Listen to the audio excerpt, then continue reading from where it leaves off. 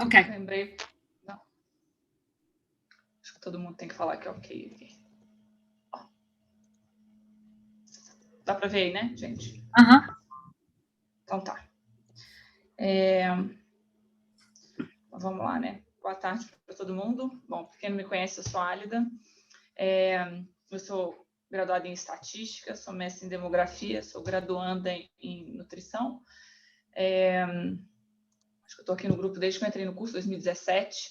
Vou falar algumas coisas que a gente pensou junto com a professora Isabel e alguns conceitos. Obviamente, é muito rápido, mas para dar alguns insights para a discussão que a gente vai fazer depois. Bom, então, aqui são os temas que eu vou abordar nessa apresentação. Vou falar um pouco sobre seleção de artigos, sobre cálculo amostral e sobre normalidade de dados. Bom, em relação à seleção de artigos, essa é uma pergunta que acho bastante pertinente, que eu acho que todo mundo pode pensar nela, especialmente para a nossa fase de discussão, que é como que você seleciona os artigos que você lê, partindo do pressuposto que todo mundo que está aqui já faz esse tipo de busca, já faz esse tipo de leitura de artigos científicos, mas acho que isso aqui vale não apenas para os artigos científicos, mas também para outros tipos de trabalho, aí, teses, dissertações que eventualmente vão virar esses artigos, mas são importantes. Então, a maioria das pessoas, quando a gente pergunta isso, vai falar sobre fator de impacto, mesmo sem saber exatamente o que é esse fator de impacto. A ideia tradicional aí é que uma revista com alto fator de impacto obrigatoriamente tem uma boa qualidade de trabalhos. Aí é só uma explanação breve de como que esse fator de impacto ele é calculado. Então, ele é uma soma das citações que os artigos que são publicados naquela revista foram citados nos últimos 2 anos, né? Então, aí vamos supor que a gente está fazendo para 2021, você vai ter as citações daqueles artigos em 2019, 2020, e isso dividido pelo total de artigos publicados naquele mesmo período. Então, o que obviamente a gente vai perceber é que é um pouco de um efeito cascata, né? Você lê sobre determinado autor, aquele autor vai ser muito... outras pessoas vão lendo sobre aquele mesmo autor, que já está muito famoso, e aí vira uma bola de neve, porque ele vai ser sempre citado, muitas vezes independente daquilo que ele publicou, e a revista vai de rebote nesse mesmo sistema, né? Se ela vai publicar esses autores, ela automaticamente também vai ser muito lida, né? A questão que a gente discute bastante aqui é que esse fator de impacto alto, ele não é uma garantia necessariamente da qualidade dos artigos. A gente precisa lembrar que artigo, para ser publicado numa revista, ele vai passar por um revisor, né, ou por revisores, que não necessariamente esses revisores não necessariamente têm um conhecimento técnico sobre estatística, por exemplo, que vamos combinar, uma coisa importante, considerando que as análises que estão feitas ali, se quem faz a leitura daquele trabalho não entende minimamente de análise, o risco de passar aquele trabalho simplesmente pelo que eu chamo de viés de paixão, né? Ou seja, eu estou lendo sobre alguma coisa que eu gosto ou que eu sei e aquilo vai muito de encontro com aquilo que eu penso, a tendência é que eu passe direto por esse crivo da estatística aí. E se ele vai passar direto pelo revisor e vai passar direto pelo editor, ele vai ter que passar por nós. Então, quando a gente faz a leitura, acreditar necessariamente 100% que tudo aquilo que foi executado foi, de fato, feito da forma correta, é um pouco complicado. Ao mesmo tempo, toda vez que eu falo isso, as pessoas falam, então eu tenho que entender muito de estatística para ler um artigo? Eu não diria que muito, mas alguma coisa sim, porque os erros acontecem nas partes mais fundamentais. Então, são partes que a gente é capaz de identificar. Significa que você consegue consertar? Também não necessariamente, mas significa que a gente começa a treinar o olhar, porque os erros geralmente estão nos mesmos lugares. Então, essa é a ideia, né? E aí, essa é a grande questão. Para você sair da etapa de ler a introdução do trabalho e ler a conclusão, a gente precisa passar pelo meio do caminho, né? Pelas tabelas, pelos gráficos, pelas análises. Então, eu faço aqui, geralmente, alguns critérios que são interessantes. De novo, não é tudo, mas acho que já é um ponto para a gente começar a pensar sobre esses trabalhos, né? Antes de qualquer outra coisa, a gente não pode deixar que a estatística domine 100% da sua interpretação. Então, é preciso minimamente ter um domínio sobre aquele assunto que você está lendo, e se não, você vai procurar algo mais teórico e não tão aplicado, né, para conhecer sobre o tema. E aí, diante dessa questão, você vai pensar se essa discussão, esse trabalho, ele contribui, de fato, com a sua área de conhecimento. Isso, para mim, por exemplo, quando vou ler vários trabalhos de diversas áreas para avaliar, é mais difícil, porque nem sempre eu tenho domínio daquilo. Então, já chegamos em fase que eu olho para aquele trabalho e falo, bom, do ponto de vista estatístico, ele foi. Mas e do ponto de vista para que ele serve? Se ele não, né, se ele não serve para nada é meio radical, mas se ele contribui muito pouco, a gente precisa passar por essa etapa também. E aí, quando eu falo essa pergunta do objetivo proposto faz sentido teórico, eu dou sempre um exemplo, que eu acho que há tempos atrás isso aconteceu aqui no grupo, mas isso aconteceu semana passada para uma empresa que eu presto serviço, para um laboratório, e a gente estava fazendo esse tipo de análise. A gente tinha um medicamento para melhora de sintomas de ardência, e aí existe uma escala de pontuação, e essa escala, num medicamento desse cliente era X e o concorrente dele era, sei lá, X menos 10. E aí, quando a gente faz a diferença estatística do produto dele para o concorrente, ele dá um P significativo. Ele indicou que realmente o medicamento dele era melhor, numericamente. Só que o tamanho da mudança que ele proporciona não justifica o tamanho do investimento que ele está fazendo nesse novo produto. Então, ele tem lá um determinado critério. Então, é um casamento entre aquilo que a estatística consegue entregar, mas aquilo que eu consigo avaliar na prática. Se aquela mudança que eu fiz numérica, ela não representa nada clinicamente, ela também não vai fazer muito sentido. Então, eu preciso conhecer da estatística, mas eu também preciso conhecer do meu objeto ali, né? E aí, para falar dessa questão de destaque nos artigos, eu vou pontuar aqui 3 questões importantes, né? A primeira delas é qual que é o seu objetivo, que a gente chama aqui de desfecho principal, que a amostra que é essa e qual que é o público-alvo, né? Que está intimamente ligado, e para uma identificação de tipo de estudo. E aqui a gente passa por algumas questões. Eu sempre mostro, quando eu dou aula sobre essa coisa de estudos e análises, eu mostro essa árvorezinha aí, muito porque ela é o mais próximo que eu tenho da minha certa aversão que eu tenho àquela pirâmide de importância. Porque aquela pirâmide de importância, teoricamente, a importância vai variar de acordo com o seu objetivo. Então, nos últimos tempos, essa coisa de fazer ensaio clínico randomizado virou uma obsessão, e ela nem sempre vai caber naquela situação, mas mais do que isso, as pessoas começaram a classificar que se o trabalho é um ensaio clínico randomizado, ele é de boa qualidade. E aí você começa a misturar as coisas todas, misturar as estações. Então, eu posso ter um relato de caso que é muito bom. Obviamente que a gente sabe que hoje, para publicar, ainda tem um apelo da estatística, talvez um dos estudos descritivos, um relato de caso sem uma matemática, ela não seja tão atraente, mas ainda existe espaço para isso. Então, a gente tem que pensar que tipo de problema eu tenho e como que eu resolvo esse problema frente a essa quantidade de opção. Eu não vou falar aqui dos estudos específicos, não vou explicar sobre isso, mas é só para a gente entender que há situações e situações.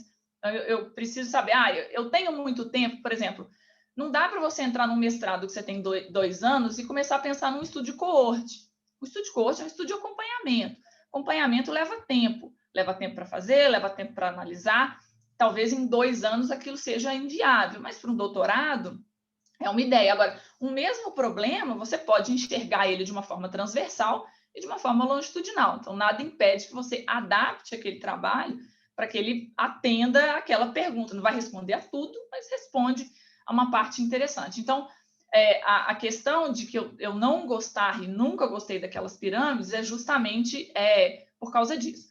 Aqui vocês vão observar que não tem nem meta-análise, nem revisão sistemática, porque elas tecnicamente não são um estudo original, elas são um compilado de coisas. Então, ela não faz parte desse desenho que a gente chama de estudo teoricamente, né? Ela não vai entrar aqui nesse processo, diferente do que fazem lá nas pirâmides também, né?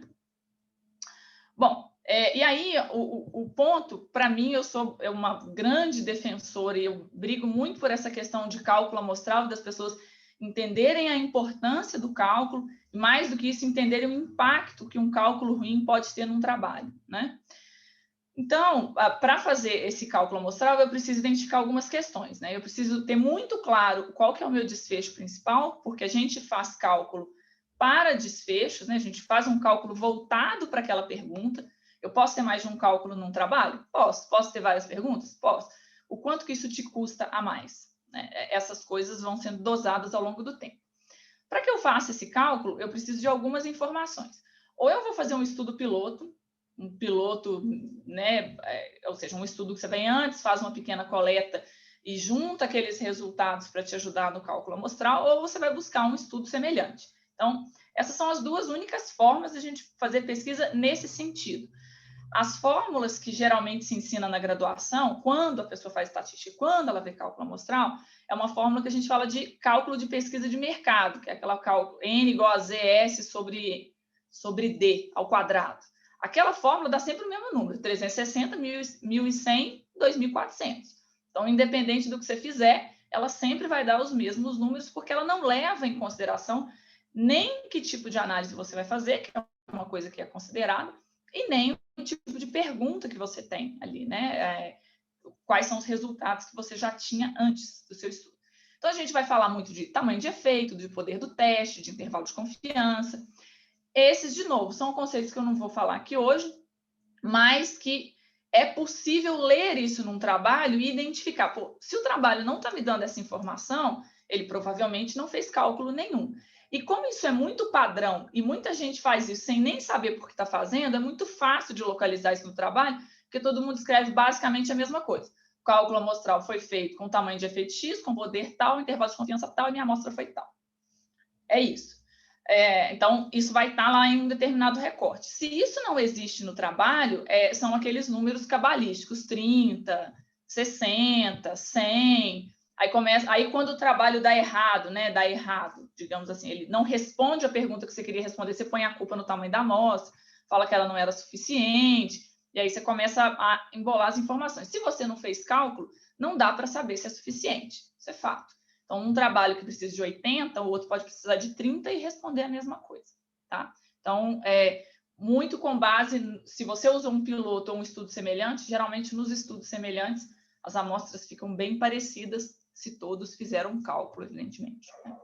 Isso aqui é um recorte de um trabalho que ele tem uma informação que é uma palavra que ele me chama muita atenção, porque ele responde justamente ao que a gente discute.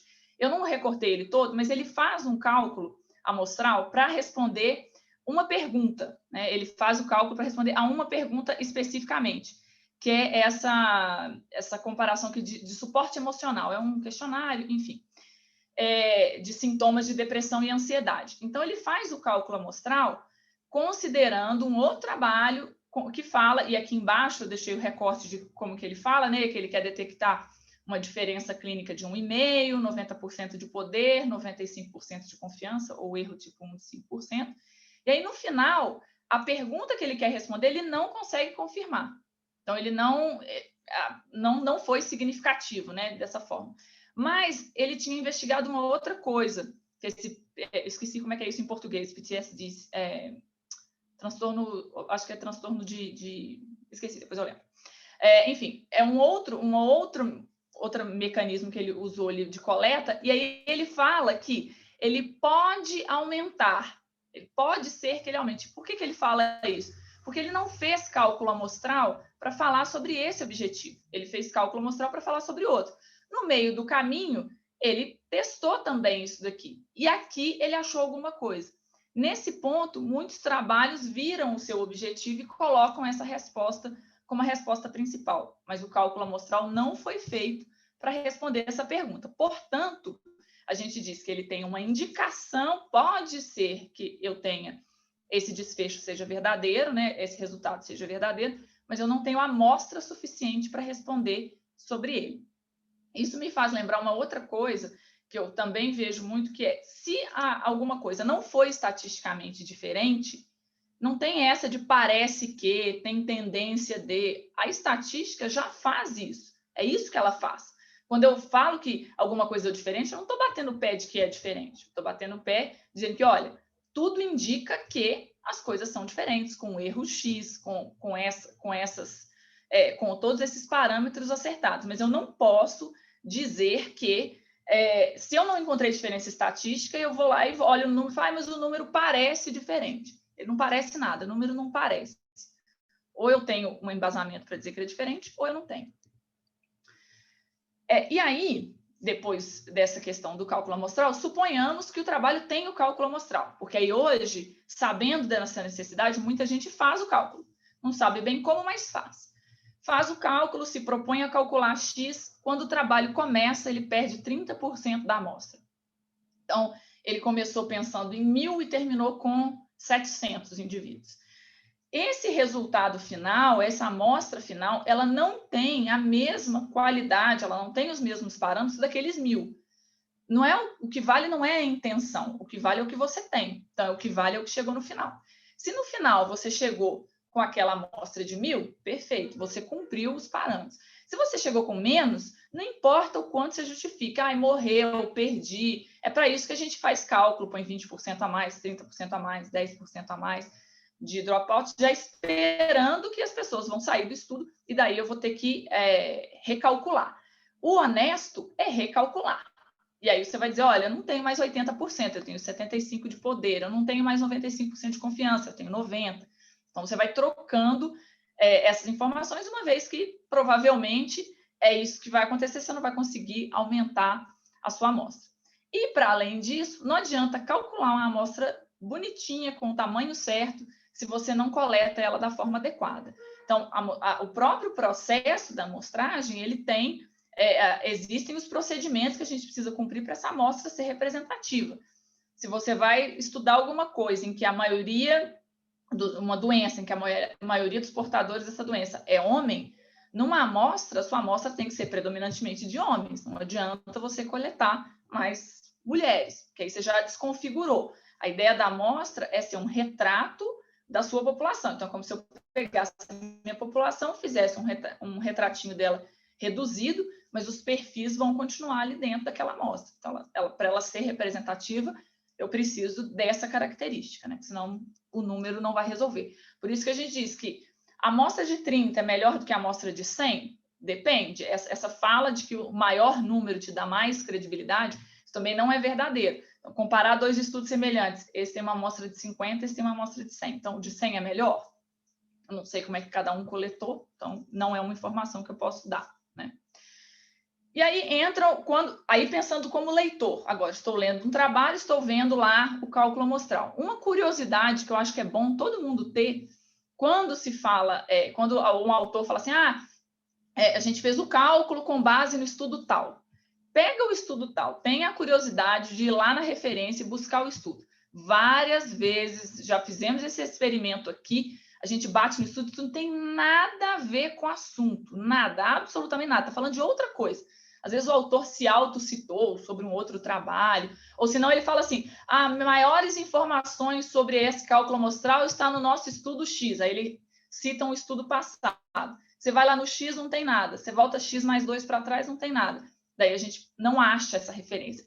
Então, isso é muito simples, porque arrumar uma referência para dar e você acreditar nela é a coisa mais fácil do mundo. Você bota um livro qualquer, um nome qualquer, e aí passa batido, ninguém vai conferir. Né? Mas esses aqui são casos recorrentes. E aí, outras questões, e isso está muito em voga hoje, né? Essa questão do Covid, a impossibilidade de a gente fazer determinadas pesquisas, você começa a ver coisas do tipo, eu não consigo, eu recebo muita gente dizendo, olha, eu não consegui, por causa da pandemia, coletar minha amostra. Eu posso continuar afirmando as mesmas coisas que eu me propunha antes? Não. Não tem problema, seu trabalho não ficou imprestável porque ele diminuiu a amostra, mas é honesto da sua parte dizer até onde ele consegue ir, o que ele consegue responder, porque senão fica... Você vai usar essa, eu chamei de desculpa, mas talvez seja uma palavra forte, mas você vai usar isso até quando? O seu tempo, o dinheiro, a disponibilidade até quando, né?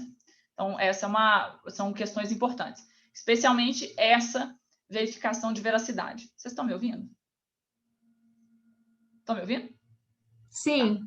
Porque parece que deu uma travada aqui. Tá bom, valeu.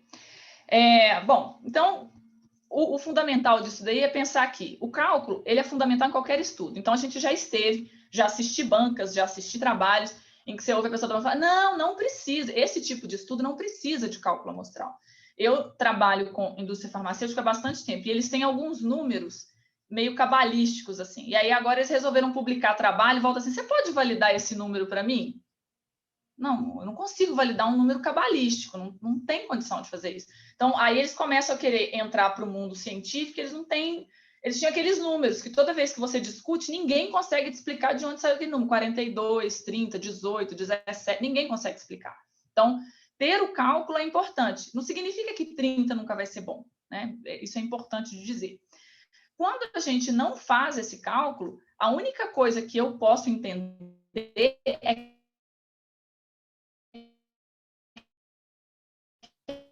Lidana, travou. Agora deu uma travadinha. Que aquele trabalho está me apresentando serve para... Lida, tira a sua câmera, porque está dando uma travadinha.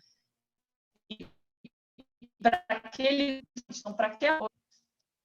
Deu? Deixa eu tirar minha câmera aqui. Tira a câmera, porque está dando travadinha.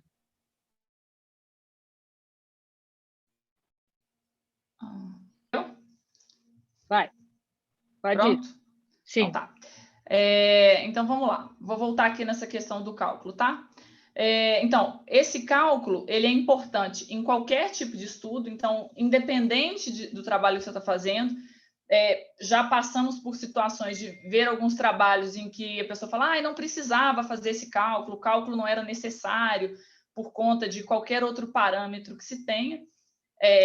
Não sei se eu gravei essa parte, mas vou repetir. Na indústria farmacêutica, que é muito comum uns números cabalísticos aparecerem, agora querendo publicar os trabalhos, eles têm problemas de validação, porque os números não têm nenhuma representação lógica, né? Então, esse é um ponto importante. O trabalho precisa ter cálculo amostral independente do que você está fazendo.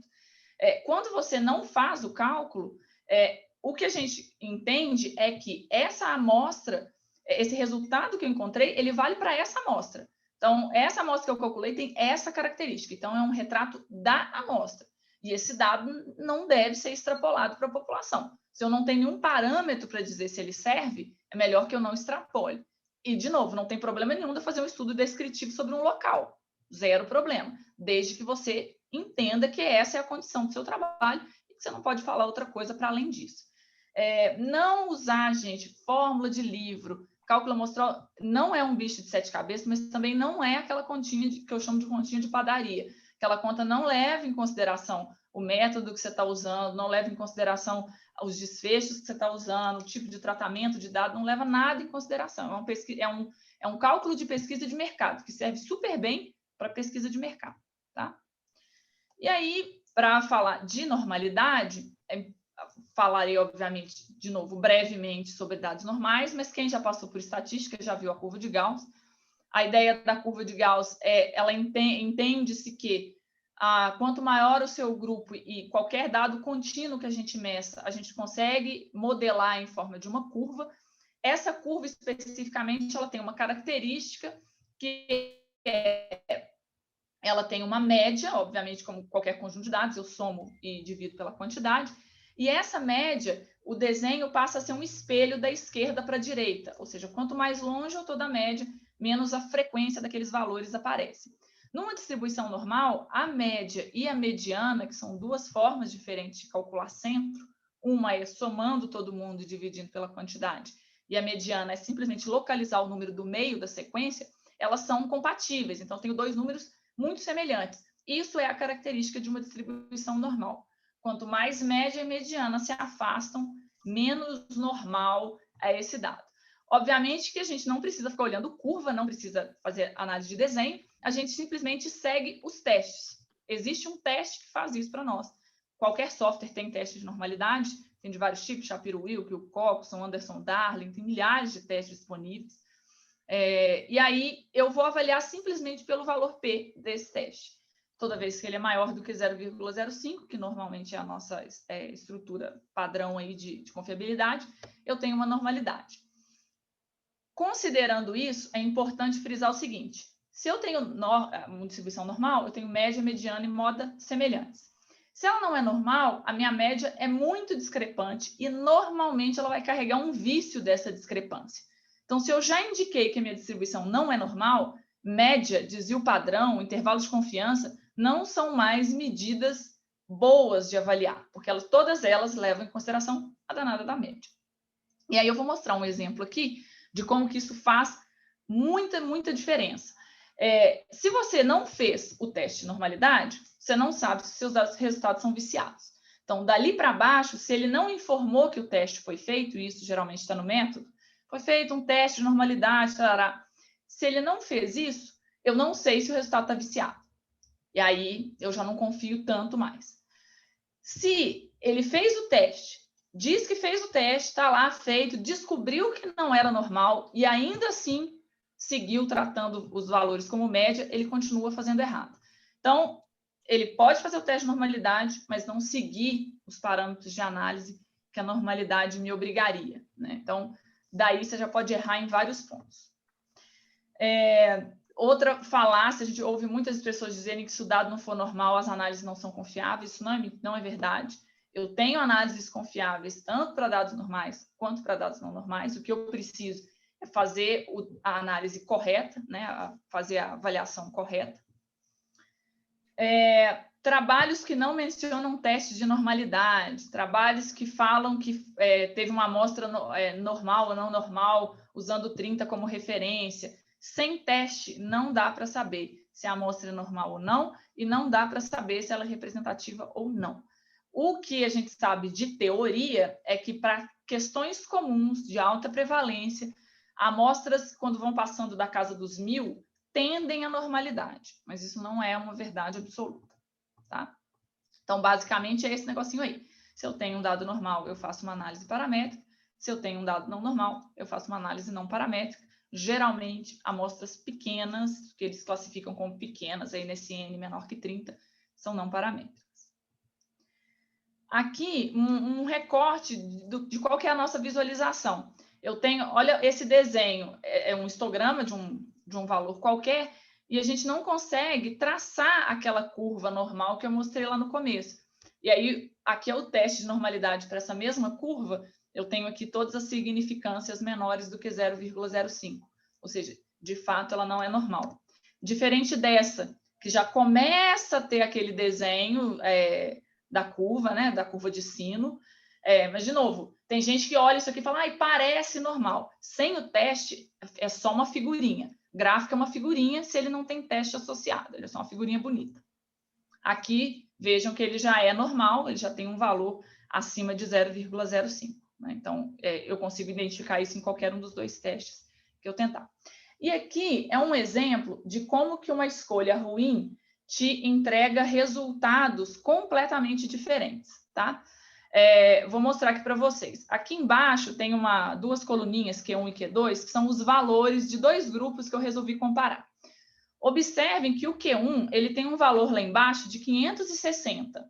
Né? A única diferença real é que você tem um valor extremamente diferente. Né? E aí, obviamente, quando eu faço o teste de normalidade aqui em cima, ó, eu tenho o Q1 não normal, ele deu 0,000, ou seja, aquele 560 desconfigurou o processo, e o Q2 eu tenho ele normal, né? Deu 0,130. O que acontece? Nesse caso, se eu vou comparar esses dois dados, obrigatoriamente eu teria que fazer uma análise não paramétrica, ou seja, uma análise que não leva a média em consideração. Por quê? Observem aqui do lado, ó, que quando eu pego a média de Q1, ela dá 54,5 e a mediana dá 15. Q2, a média dá 32 e a mediana dá 30. Então, olha só, aqui do lado está o teste que eu devo fazer, do lado esquerdo aqui, que é o teste de Wilcoxon, que é um teste para amostra pareada. E o que esse teste aqui me diz? Ele dá um valor de P de 0,015 e ele me diz, olha, esses dois grupos, eles são diferentes. Eu tenho uma diferença entre esses grupos aqui. Ele localizou esse número aqui, que pode ser muito estranho, mas ele identificou que tem um aumento, ó, de 10 para 20, 10 para 20. Então, a gente vai vendo os parzinhos aqui. Realmente, quando a gente olha de forma geral, tudo dobrou, tá vendo? Então, teoricamente, eu poderia pensar nisso, tirando esse 560.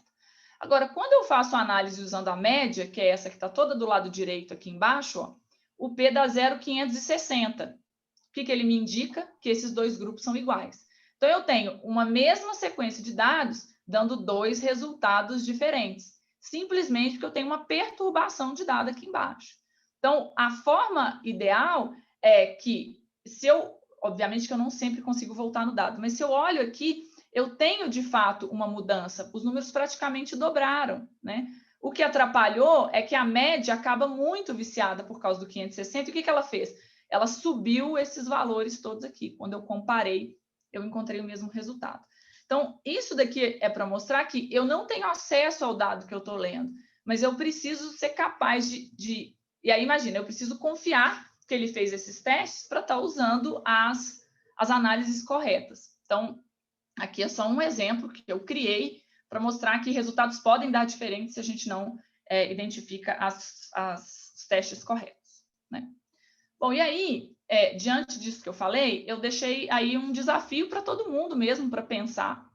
É um exercício que a gente fez no curso que a professora Isabel dá lá na medicina e que eu posso fazer parte lá e que é muito legal de pedir às pessoas para procurarem uma meta-análise ou uma revisão sistemática que, na concepção daquelas pessoas, ela é muito importante. Então, ela é muito divulgada, ela é considerada muito boa. A partir disso, pega esse trabalho e seleciona 5, mas pode selecionar 2 se quiser. 5 artigos que ele cita, que ele usa na meta-análise e leia. Mas leia mesmo. Leia o trabalho. Em um dia não dá para ler. Leia e tente avaliar todas essas questões que eu pontuei aqui. Normalidade, se ele fala dos testes, se ele fala de seleção de amostra. Não ficarão surpresos de identificar que a maioria não vai fazer isso. Mais do que isso, que tipo de estudo que ele está levando em consideração para fazer? Então, ele está misturando um estudo de coorte com um estudo transversal, todas essas questões. Tenta levantar isso e aí a gente começa a fazer uma crítica se realmente trabalhos de revisão e de meta-análise são bons especificamente para a gente ficar tirando conclusões. Mais do que isso, para a gente basear a nossa prática em... Eu tenho uma amiga que sempre diz que esses revisões e meta-análises para ela são só para evitar que ela faça uma bobagem muito grande. Ela não consegue confiar especificamente em tudo que está ali.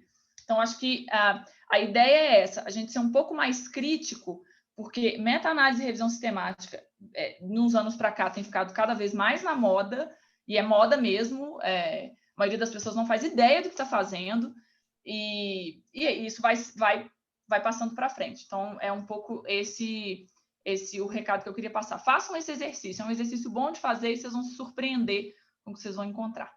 Tá bom? Então, é isso. Obrigada. Álida, muito obrigada. Vamos, antes de abrir para perguntas, eu vou só levantar alguns pontos em relação ao que nós escutamos na aula passada e que vocês me viram ao final. Eu disse à professora Camila que eu discordava de uma série de pontos e até foi lamentável que se estendeu muito a apresentação e nós não pudemos discutir no dia e ela hoje não pôde vir, porque eu gostaria muito que ela ouvisse em que pontos eu discordo. Alguns a Álida já apontou aqui, tem a ver com a própria estatística. Outros eu vou salientar aqui.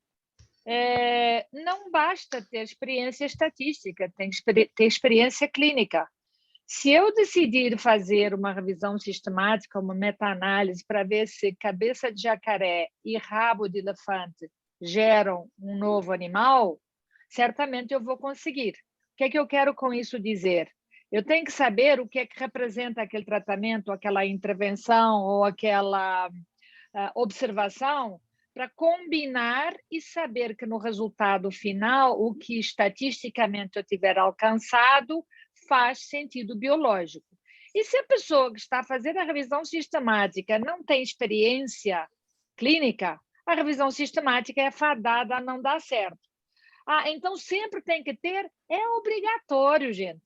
E aí eu me pergunto como que estudantes de pós-graduação que não têm experiência clínica ou de pesquisa podem ser responsáveis por revisões sistemáticas e meta-análises, como o que tem ocorrido, por exemplo, em alguns programas de pós-graduação. Ok, a resposta é, mas tem um professor por trás. Mas quem me garante que esse professor por trás tem experiência clínica? Porque o que nós sabemos é que ser professor não nos autoriza a dizer que temos experiência clínica com aquele tema.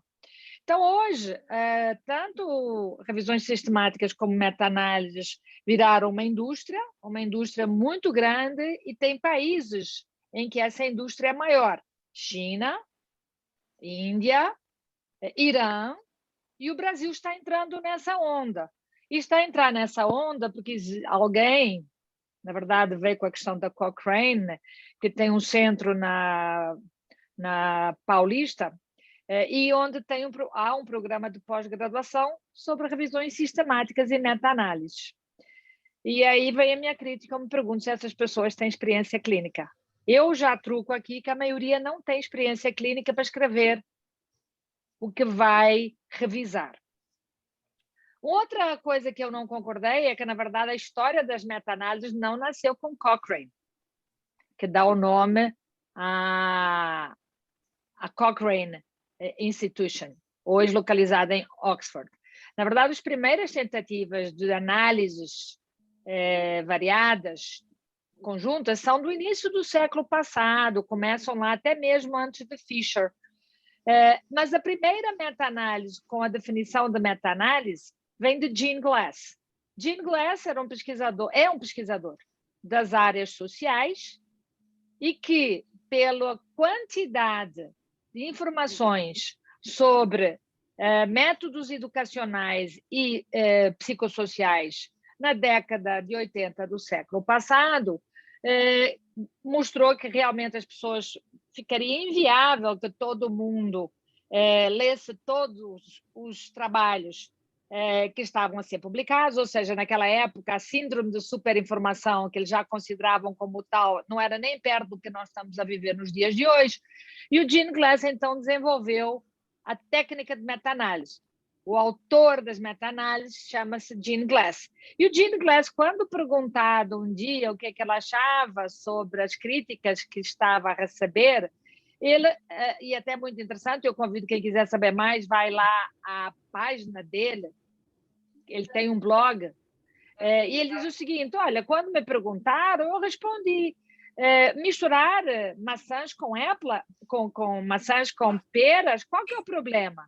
Porque se for para analisar só maçãs, isso já está óbvio, e se for só para analisar peras, também é óbvio. O grande tchan da questão é misturar maçãs com peras. Bem, dá um bom suco, mas necessariamente não é um suco nem de maçã nem de pera. E é o que acontece na ciência, quando você mistura nas análises sistemáticas e meta-análises maçãs com peras, não necessariamente a resposta vai ser aquela que deveria ser, que é o que a Álida já observou. E, nesse sentido, vem a questão da Cochrane. A Cochrane talvez seja uma das entidades que faz revisões sistemáticas de melhor qualidade. Só que revisões sistemáticas de melhor qualidade foram postas em xeque-mate há cerca de 2 anos atrás, quando um pesquisador da Cochrane Nórdica, a Cochrane tem vários centros, esse é o centro da norte da Europa, foi expulso da Cochrane. Tudo bem, foi expulso, fez alguma coisa antiética. Não, a Cochrane não divulgou porque que ele foi expulso e ele, por sua vez, botou a boca no trombone, dizendo que ele foi expulso porque ele não concordava com os vieses que as revisões Cochrane tinham. O que é que a Cochrane fez? Bem, a Cochrane, no mínimo, deveria ter se defendido, dizendo que não havia viés ou que fosse. Não, a Cochrane se calou. E isso gerou com que vários pesquisadores honestos, tipo John Ioannidis, Tricia Greenhalgh, questionassem o comportamento da Cochrane. Mas é porque há uma coisa errada, significa que todas as revisões sistemáticas da Cochrane são erradas? Não, não significam, de jeito nenhum. Mas levantam uma pulga atrás da orelha para ficar bem atento. Então, se as melhores revisões sistemáticas levaram um xeque-mate, o que dizer das outras revisões sistemáticas? Então, a minha grande questão é em relação... E eu tenho um artigo, um especificamente sobre revisões sistemáticas e meta-análises, e outro sobre a ciência publicados sobre o assunto. Eu não sou contra revisões sistemáticas, eu não sou contra meta-análises, eu sou contra a indústria e a maioria das pessoas que, inclusive, mexe com isso, não sabe coisas até básicas, que se eu me meter a fazer meta-análise, eu tenho que estudar profundamente e, às vezes, até como que a história das meta-análises começou. Então, essas são as minhas críticas. E o grande problema que vem depois disso é que, infelizmente, muitas guias ou diretrizes de sociedades são feitas em cima de dados de revisões sistemáticas e meta-análises. E aí é a perpetuação do erro, aquilo que a Álida também mencionou. Se o teu erro lá metodológico é básico, tudo que vem a seguir vai ser a bola de neve montanha abaixo e vai continuar com erro. Não adianta se fazer o melhor teste estatístico para essa meta-análise se os trabalhos que estão incluídos têm métodos absolutamente equivocados. E o que é ainda pior é que quando o Gene Glass começou a defender meta-análise, ele dizia que eram trabalhos com métodos iguais. Então, se eu vou fazer uma meta-análise de estudos randomizados, todos os trabalhos incluídos na meta-análise têm que obrigatoriamente ser estudos randomizados. E, fazendo o desafio que a Álida propôs, vai lá, pega uma meta-análise importante na área de vocês e vejam se todos os trabalhos incluídos nessa meta-análise são realmente estudos clínicos randomizados, ou, se não houver estudos clínicos randomizados, for uma meta-análise de estudos observacionais, todos os estudos observacionais ali incluídos são coortes prospectivas, e não uma mistura de coorte prospectiva com coorte retrospectiva, porque o método já é diferente. Tá bom, é uma coorte, mas uma coorte prospectiva tem um risco de viés muito menor do que uma coorte retrospectiva. E assim vai. Então, isso é para mostrar para vocês que a menina de olhos de ouro do topo da pirâmide não é mais colocada no topo da pirâmide e está em xeque, porque a maioria das pessoas, como não sabe o método científico, começa e se amarra a esses trabalhos como se fossem verdades verdadeiras, quando não são. Então, o nosso desafio é que para vocês fazerem esse exercício que a Álida fez com vocês e chegarem à conclusão. E antes de eu abrir só mais um aviso não, na verdade um chamado de atenção, porque eu descobri esta semana de um estudante de pós-graduação, não é nosso, mas uma pessoa que eu estou a ajudar por questões de amizade e que faz pós-graduação em outro lugar, e quando eu descobri, a pessoa está a fazer o estudo, a descrição, o referencial teórico e tudo. E na hora que eu fui ver como é que a pessoa estava a pôr as referências, era no manual. Gente, existem no mercado, e a gente fala isso muito aqui dentro, mas assim, só para lembrar como vai entrando gente nova, existem no mercado softwares, isso é uma informação básica que tanto nos projetos, nas disciplinas de método, para quem já está a fazer, ou nas reuniões como as nossas, a gente repete, mas é sempre bom repetir outra vez, existem softwares que para entrar com referências. Particularmente, eu uso um que é pago, que é o EndNote, mas até o próprio Word tem uma versão tupiniquim do como entrar com referências sem ter que fazer no manual. E aí, quando eu perguntei a essa pessoa se seu orientador nunca tinha falado, ou na disciplina de método, sei lá, que ele está fazendo, ninguém falou. Eu falei, meu Deus do céu, deixa eu levantar isso aqui no meu grupo outra vez, porque nós falamos isso todas as vezes, apesar de que nós não damos disciplina de método, nós somos discussões científicas, mas eu acho que eu vou ter que bater nessa tecla a cada 3 meses, lembrando as pessoas que, gente, existem softwares de referências bibliográficas, uns pagos, outros gratuitos, para ajudar vocês nesse trabalho braçal de que quando você tem que tirar, por exemplo, principalmente eu mudo de lugar. Aliás, aconteceu, eu estava numa banca, essa sexta-feira só para ilustrar. Eu estava numa banca e a aluna do doutorado não sabia disso. Eu pus a minha mão na cabeça e falei, gente, será que eu sou muito crítica da ciência?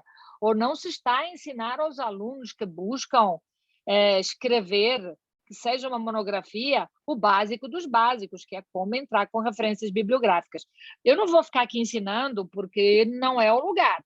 Mas é minha obrigação dizer para vocês, gente, vai atrás. Eu nasci numa época que eu não tinha nada disso que vocês têm hoje de informação e manuseio essa informação muito melhor do que a geração de gente nova que deveria correr atrás. E é o que me incomoda no sentido de dizer, as pessoas não estão a correr atrás de informação, elas estão à espera que ela caia de paraquedas.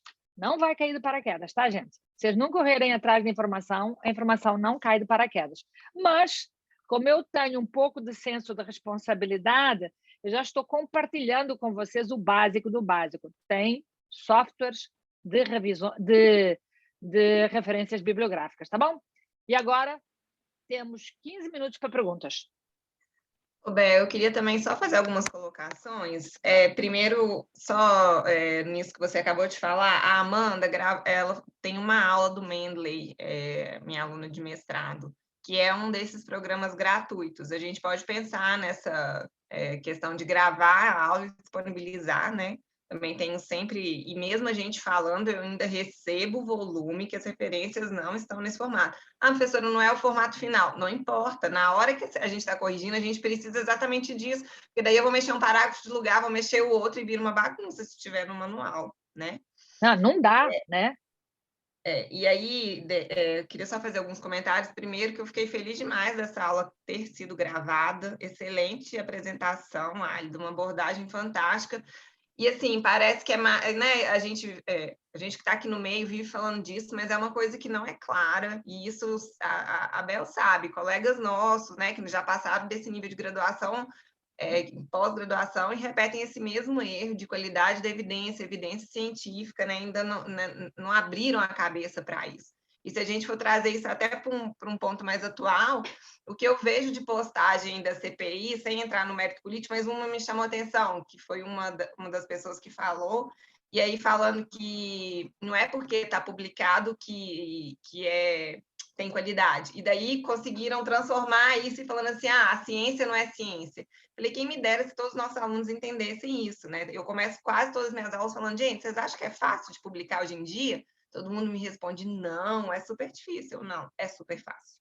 Né? E aí é exatamente por aí.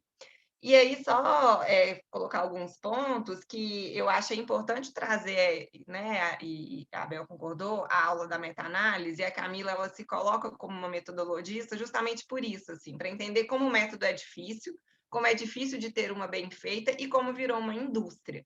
E é isso mesmo, eu sou editora de uma revista que a gente está proibido de receber artigo da China, porque virou uma indústria, né? E as revistas são cada vez mais pagas e eles têm dinheiro e eles conseguem ter acesso a isso.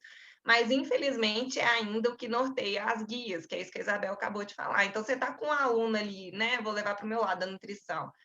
Com uma tomada de decisão à beira do leite, eles vão às guias e refazem aquilo assim, ó, né? Sem uma visão crítica, que é isso que a gente vem trazendo. E antes de meta-análise, o trabalho da minha aluna Isabela, de calorimetria de paciente oncológico, no início eu até fiquei questionando a inovação do trabalho, mas daí quando a gente vai à diretriz do INCA, eles se referem à referência de valores calóricos para pacientes oncológicos, tem lá o númerozinho, você vai à referência, quando você pega a referência não é um trabalho original que avaliou, não, eles vão repetindo erros que vocês falaram, e eu acho que é importantíssimo isso. As pessoas vão repetindo erro, e aquilo vai sendo citado em cima de citado.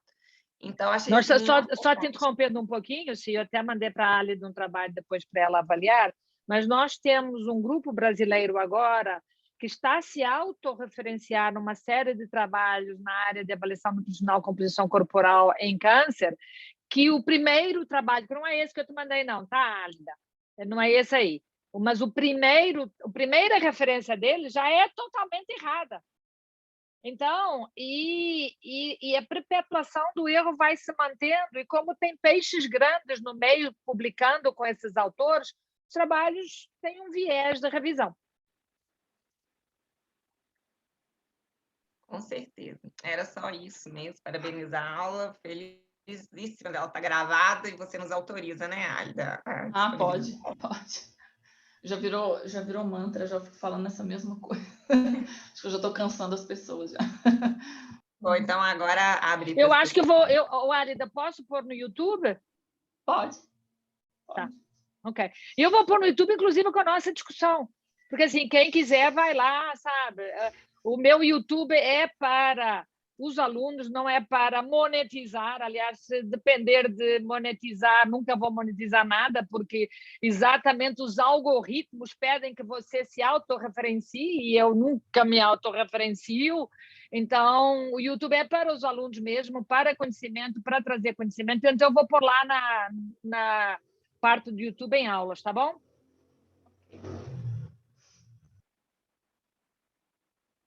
Gente, perguntas?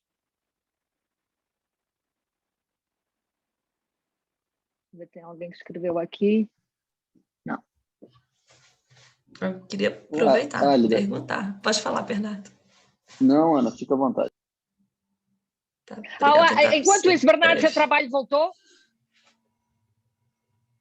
Voltou dia 19 da revisão. Eu vou te mandar aí para você fazer uma segunda revisão, mas... Tá bom. Achei que ele já tinha voltado para ser publicado, poxa. Foi para revisão ainda. Eu queria, boa tarde a todos, queria agradecer pelas informações, pelo conhecimento toda semana que a gente sempre aprofunda, foi maravilhoso. Eu acho que você não vai cansar a gente nunca, porque a gente precisa aprender cada vez mais. Cada semana é uma informação nova e a gente só cresce com esses ensinamentos. Minha dúvida assim, é numa parte da apresentação que você falou, e é onde eu tenho mais dúvida. Quando você fala do cálculo amostral, que tem que ter, ok. Mas por onde começar? Você falou duas coisas que eu não consegui, assim, na hora anotar ou entender, assim, como fazer. Tem um estudo, precisa ser feito. Cálculo amostral, por onde começar? Então, primeiro você vai definir qual que é o seu desfecho, né? Qual que é a sua pergunta, né? A partir dessa pergunta, normalmente, você vai ter algo parecido em algum lugar. Essa coisa de procurar um estudo semelhante é a partir da ideia de que você tem uma pergunta que em algum outro lugar alguém também já teve essa pergunta. Então, vamos supor que você está comparando a eficiência de um medicamento, sei lá, então você mediu alguma coisa antes e depois, um negócio super simples, antes e depois, e ele encontrou uma diferença significativa. Se você vai fazer algo muito parecido, às vezes é o mesmo placebo e o seu medicamento, que é uma coisa comum, a informação que a gente pega é justamente essa diferença desse estudo que foi significativo e que parâmetros que ele usou. Ele calculou uma média de dor ou qualquer coisa que ele tenha calculado. Essa informação do antes e depois dele vai balizar a nossa. E quando a gente fala em procurar estudos, é meio assim, imagina só, se eu tenho um estudo em que a diferença matemática desse número para esse daqui, para ele achar uma diferença estatística, são distâncias matemáticas muito grandes, ele vai me gerar uma amostra maior. Então, assim, o que eu vou avaliando, o que eu vou medindo ali ao longo do tempo é o quão difícil foi para ele achar uma diferença. Isso vai nortear o quão difícil vai ser para mim achar essa diferença. Então, quando a pessoa me procura para fazer cálculo amostral, fala, olha, você vai procurar pelo menos uns 3 estudos muito parecidos com isso que você está querendo fazer e que tenha achado diferença. Não adianta trazer um estudo que não achou, né? Visto que esse pode ser seu objetivo, obviamente. E aí, a gente vai tentar, com esses estudos, chegar o mais próximo possível para a sua amostra, né? Para fazer o cálculo.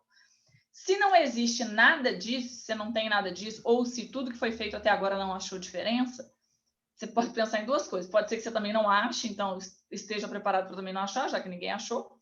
Ou trabalhar com um piloto. Ali, deixa eu só te interromper. O que é um resultado? O que é um resultado, exato. O que é um resultado. Isso é muito importante salientar. Porque assim, as pessoas todas fazem estudos pensando que vão achar diferenças. Gente, às vezes a gente faz um estudo para mostrar que não há diferenças. E que, então, assim, precisa do cálculo amostral também. Mas o que a gente vê muito com os alunos, e isso me incomoda, nossa, professora, não deu diferença. Não achei nada. Você achou um resultado. Se o método está correto, você achou sim um resultado, tá? Desculpa, Álida, continua. Não, mas é isso mesmo. Eu lembro de um caso... Desculpa. Posso só falar, complementar isso que a professora falou, que eu via muito, principalmente na discussão de oncologia, e aí o colega fala, esse artigo foi positivo, esse artigo foi negativo, e já vai como se dando um adjetivo pejorativo mesmo, porque não achou o resultado significante. Então, e o resultado está ali, que não houve diferença, né? E esse resultado tem que ser trabalhado em cima disso. Teve um caso também, logo que eu comecei no grupo, teve uma pessoa que não conseguiu achar as diferenças que ela queria. Eu lembro dela ficar extremamente frustrada de não conseguir debater uma diferença que supostamente ela imaginou que ia ter. Mas esse é um ponto, assim, de fato isso é um resultado, mas hoje a maioria das pessoas sempre vai buscar assim, eu não achei diferença. Você tem como achar alguma coisa no meu trabalho? Porque eu não estou achando nada. Não, você achou que não tem diferença. Não, eu queria achar alguma coisa, e o alguma coisa é sempre uma diferença. Então, assim, isso ou usar o piloto. O piloto, na teoria, é um sujeito que é parecido, compõe aquela população, mas eu descarto ele depois de usado. Na prática, isso não acontece. Na prática, a gente troca o pneu do carro com ele andando. Então, a gente vai indo, chegou num tanto X, a gente chama aquilo ali de piloto, faz uma conta, vê o que está acontecendo e toca o barco dali para frente e incorpora esse piloto no estudo. Mas na teoria não pode.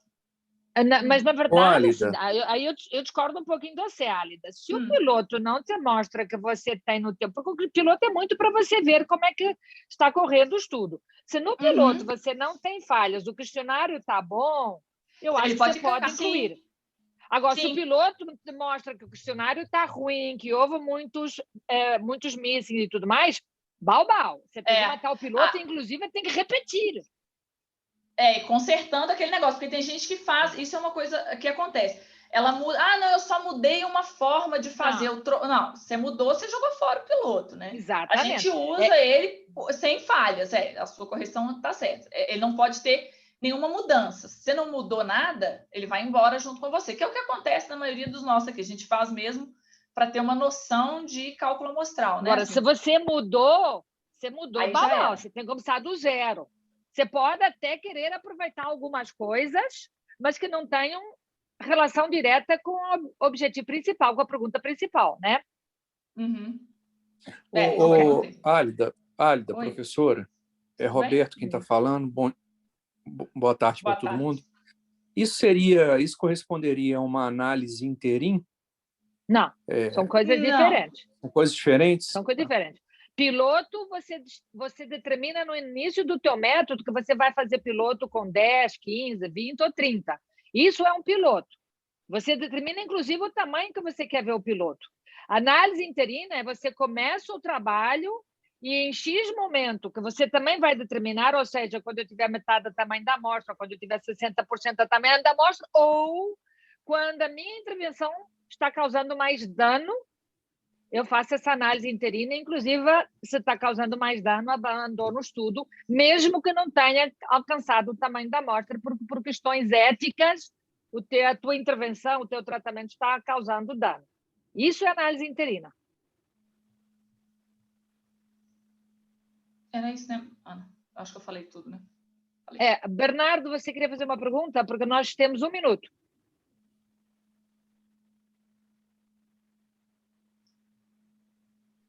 Não, eu ia fazer só um comentário sobre essas questões que a gente sempre discute, mas tudo foi falado aqui, acho que não cabe mais discussão, não. E o trabalho, professor, então vou te enviar para a Álida também, voltou da revisão do inglês e... Tá bom. Ok, beleza. Gente, essa discussão sobre método, nós damos um curso, a Álida faz parte desse curso, eu vou dar esse curso, é uma disciplina em inglês, é toda dada em inglês, essa é a desvantagem, para quem não domina. É uma disciplina compacta.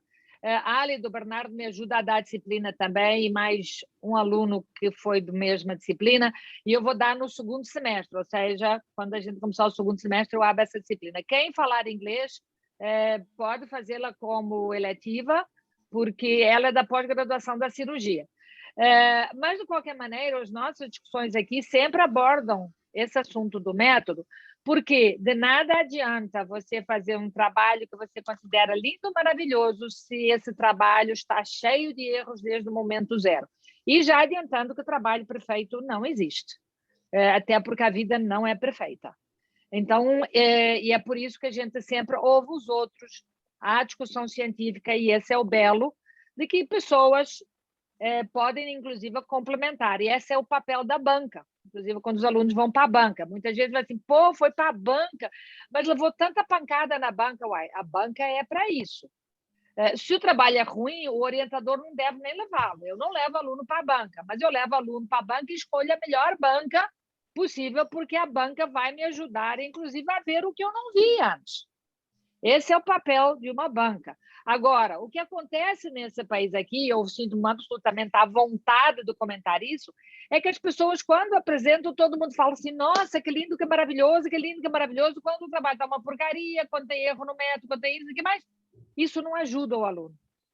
É a mesma coisa que aqui dentro, quando as coisas são apresentadas inadequadamente, a gente fala. E eu falo com o aluno, com o professor, com quem for. Porque, para crescermos, nós temos que levar pancada e aprender. Só passarem a mão na nossa cabeça, não vamos aprender. É uma falsa ilusão. Ok? Então, até a próxima semana. Aliás, a semana que vem, então, nós não teremos atividade ao vivo aqui, porque nesse mesmo horário existirá uma atividade da Sociedade Europeia sobre direitos humanos e nutrição. Então, quem quiser está convidado para assistir. Eu vou mandar o link para a Luísa. Já te mandei, Luísa? Não, ainda não. Inclusive, Tá. até queria fazer umas considerações. Álida, parabéns pela aula, foi excelente. Ô, Luísa, só um pouquinho. Não precisa ficar elogiando, não. Ela já sabe que foi bom, tá? Para com essa brasileirice. Todo mundo tem que elogiar todo mundo, gente. Para! Não precisa, não. É obrigação dela nos dar uma boa aula. Mas é porque eu gosto de receber elogios, aí eu sempre elogio tá. também. Tá bom, ok.